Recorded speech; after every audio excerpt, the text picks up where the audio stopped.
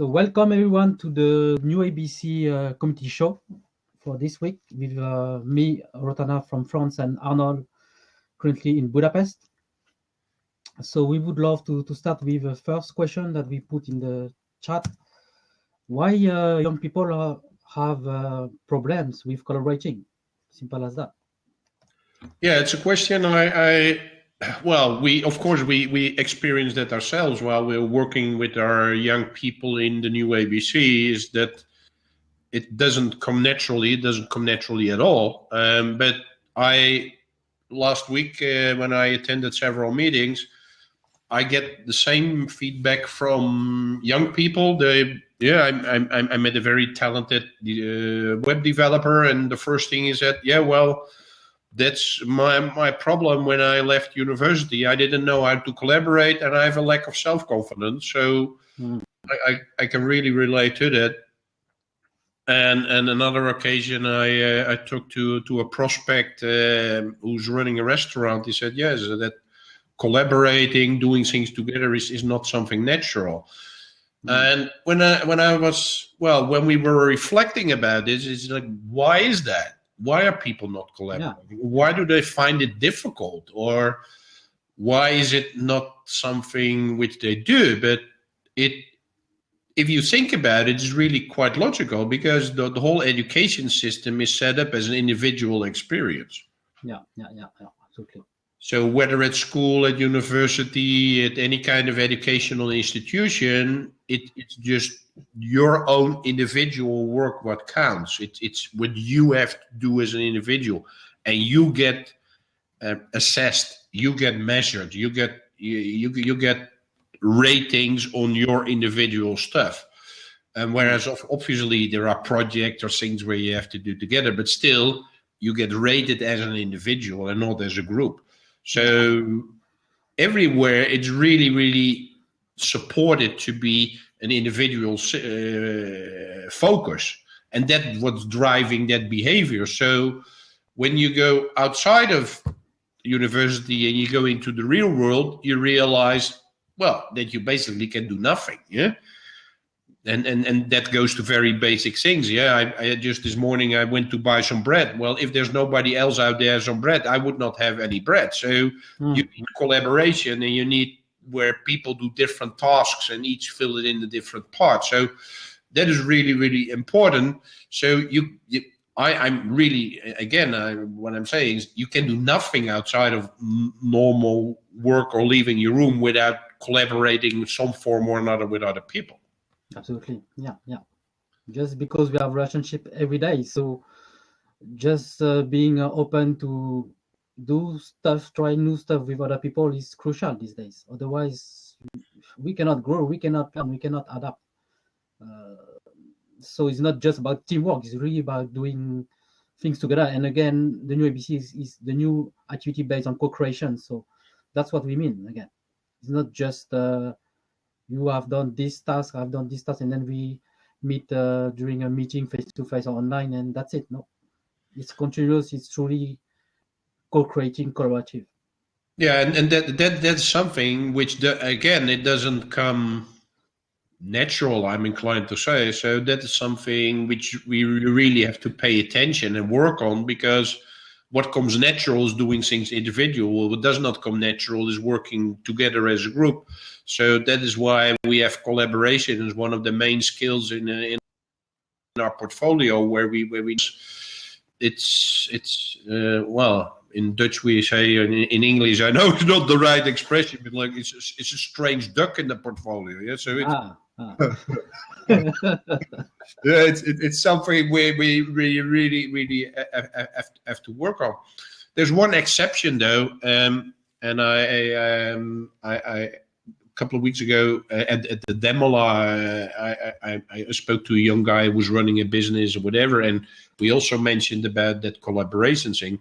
And he did mention, he said, yes, I only learned about teamwork, and he said it was outside of school, it was outside of thing, and it was because he was a member of a sports team. He played water polo, which is extremely popular here in Hungary, and he said, by being that player, he said, I learned so much as working in a team, Yeah, being part of a team. Yeah.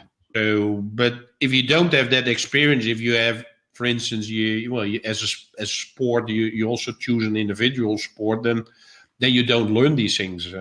That's strange. Well, some people know that one of my favorite sports is golf, but when people ask you, I said, should young folks play golf? I said, no, you should play a team sport because because I think it's much more important as young people that you get the experience and the practice of being part of a team, and that's part. Yeah, you have useful experiences for that in the rest of your life. Absolutely. And we just had a webinar this morning with Han, so currently based in Vietnam, and she shared on the topic lifelong volunteering. And she said she learned these basics of teamwork, of collaborating, of communicating, asking people. Yeah, this life work experience with volunteers, with patients in Vietnam. So that's something that she didn't learn maybe at school, or she learned that also through other experience. So yeah, absolutely. Through hobbies, through passions, through any other experience, you learn that. And that's also part in our learning and quality growth program, because that we had a session with Arnold and our young leaders in our community on this topic, how to collaborate and learn together via, of course, the web tool, because most of our teams are remotely working in this way, So it's not just about the tools, it's about getting together for creating this small community, and at the same time using this tool for working more productively, and more meaningfully. Because we cannot gather all the time in a physical place, in co-working place, or in an office for doing this work. You need to be continuous, you need to build on each other ideas. That's what we mean. Absolutely, yeah. So let's move on to what happened this week, to give our community an update on that. The first step is around the app, and we had a meeting with Tom, Mukesh, Tamash, and myself around and we started to make some sketches. Really, literally, I used a pencil and a piece of paper, and we made quite a lot of drawings, like how does the app look like, what do we want it to do. So it was a really productive session, but also very good to do, because things which you take for granted when you open up an app on your smartphone, you think, well, it's quite easy, but every screen has been a thought process behind it. So that is what we really experienced ourselves, is like, oh, what should be on the screen? Oh, we should put this in. Oh, we should put that in there. So it's really been a very good exercise, but I think we lay a very good foundation for the next steps. Yeah, I think so. Yeah, I saw that. So the next topic to discuss is also that we just brainstorm on a possible logo for the new ABC with our young folks, and we came up with a really good creative process, as you said in the end of this hangout, Arnold. And now we have made a choice. I think it will look like more like an octopus man with so it's basically just one character who put his hand forward, and the forward could be learning the new life skills now, could be also learning the new mindset in this connection age, but also the behaviors, the skill set that you would love to have for working global remote team, or even on the ground, So that's the idea that we really love, that many people express. We're also looking forward to having feedback from other people who, like Tamas too, for instance, because this logo will be on social media channel, but as well on our app, and even, for instance, business cards. So Arnold, can you also share more about our process, or maybe just the logo? No, well, I don't want to go in that, but the main thing is that we really want this to be a co-creation activity, and I think that's what we're doing, and one thing triggers another idea, and then something pops up which everybody likes. So I'm really happy about the process, because it's. Again, it's a process which symbolizes our approach, where you co-create together rather than have a top-down approach. Absolutely. And we use that again, pencil and papers or Moleskine and some web tools before, maybe later for that. And also the conversation, because that's crucial. That's how we made our choice, simple as that. And Yeah. talking about this activity, it is part of our learning quality growth program that will end next week. So we can share with that with you, especially the JNA member, that because most of you have done some webinars, some are just starting, but meaning that you have played the role of the facilitators many times, maybe writers too, around the content that you create for your webinar. So all the details and what you are talking about, and also how you coordinate also this webinar. So meaning that you may have an overview and know where you fit more in this role or many roles, simple as that. And we feel that with Arnold, we need to move to another step. So maybe Arnold, you can share that for this program. Yeah, well, we will finalize it about a bit of how to build an audience and how to attract people, because that is the next step. Yeah, so that is where we will conclude the program with. We will give some guidelines, and then it's up to our participants to organize these webinars and get an audience outside of our own internal people. So I'm really looking forward to that, because if I see the progress which our folks are making is really incredible, especially because, yeah, for instance, Hans, she's done now 3 webinars, and if you see the difference between today and the first one, it's like a sea change. So it's really, I'm really happy about seeing that people are making huge leaps forward.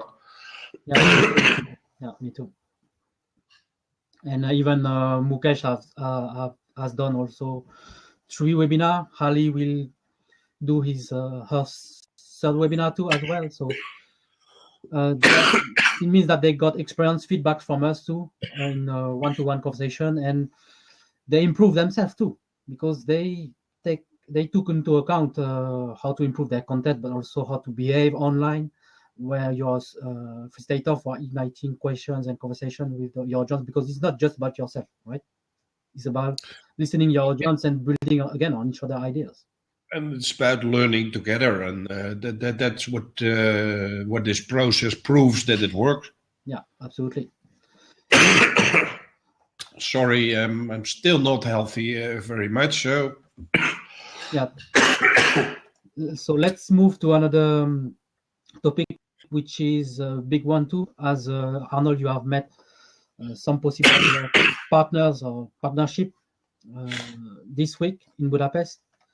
So one of the main things with which I wanted to address is I attended this session where you could discuss or get input for applying to be a part of Y Combinator. Y Combinator is one of the world's top, if not the top incubator in the world. Mm-hmm. They shared with us the questions. It's, if you want to apply, it's a list of. I read that. Yeah, it's a list of 16 questions. A lot of the questions are quite obvious, but I find two of the questions which I want to share with you folks is one is please tell us about an interesting project, preferably outside of class or work, that 2 or more of you have created together. So they're not only interested in your technology or whatever, but they're really interested in stuff which you do together. So I like that. Mm-hmm.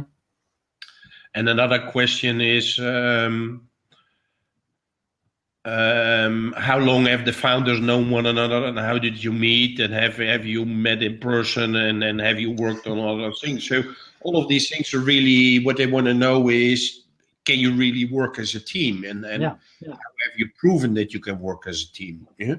And obviously that's something like you and me, Rotan, have been doing for more than a year now, and we've been involved in many different projects. So and that's why at the moment we can read and write, but now we are adding Tamas to the team. So that is that's the next step, that Tamas has got to feel just as comfortable as we are. Yeah. And that is really crucial.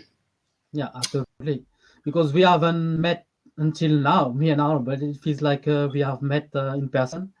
We have met online through Twitter, to a Twitter chat. I was guest on the topic of collective learning, facilitated by Angela Dunn. So again, that's how we met publicly while discussing via tweets and building on each other idea again on this topic that first and still maybe my specialty, the learning field. But again, it's easy these days to collaborate with unknown people or get to know each other face to face and online and both because we are doing stuff together and we are getting to know each other. Simple as that. We are building relationship over time, over actions, and around the shared purpose. Simple as that. And our values. Yeah. Okay, the next I met a guy who did point me to a very interesting organization, which is called the Youth Initiative Program in Sweden, or called YIP. Yeah. YIP. And YIP, when you had a look at the site, it is a year-long program of young people, which very much resembles what we're trying to do, but obviously in a different way. But also to increase awareness, working together with groups, with people all over the world. Helping people to become change makers, to really, but facilitate social change. So I'm really happy that we found that source, because it might be something where we could create a partnership or something else. That's something which we are exploring, but it's really great that there are already existing initiatives which do so much to help young people. Yeah, absolutely. Really great initiative. I saw their video. They are doing work mostly offline. Yeah. So you also met this restaurant in Budapest, coffee shop, coffee house. Yeah, I had a meeting with the owner of a restaurant/coffee shop, and he immediately recognized the problem about people not collaborating, young people being reactive, not being proactive, not taking really ownership and whatever. So he said, yeah, that is the problem I have with the people who work for me. So he's very interested in the program, what we're running, especially the Practice What You Preach program, which you just said. So you and I created a kind of a framework, which hopefully we can further discuss with him next week, to see how we can help him get it's the people who work in his organization to be more like connection age employees or owners, rather than industrial age employees or slaves, and say, I only do something when my boss tells me what to do. Yeah, absolutely. Every organization will go already onto that these days, so that's much needed. Then who is ready to jump in? Simple as that. But I was really happy that he recognized it, because it's not only in large organizations or small and medium, whatever, but even in simple thing as a restaurant, he is encountering these problems. So it's really something that they want to work on. Yeah. So last but not least, we, as we said in our previous show, we were working on our presence in Morocco. We just received feedback from one of our contacts there in Tanger. Yeah. That he's willing to put us in touch with some folks there. So we're really happy to do that. Yeah. And hopefully next week I will have a call with somebody else, but also in Morocco, in Marrakesh, who's also interested in the program. So 2 different cities in Morocco who seem to be very interested in our approach. And again, we're looking for other cities in the world. So if any one of you know young people really eager to learn and to grow and to learn together, then please send them to us. Absolutely, yeah. If you're keen to just take initiative, just ping us at the new ABC. Simple as that, and then we will get in touch with you. So that's it for this week, and wish you all a great weekend, and looking forward to the next show next week. Okay, bye-bye. Bye bye.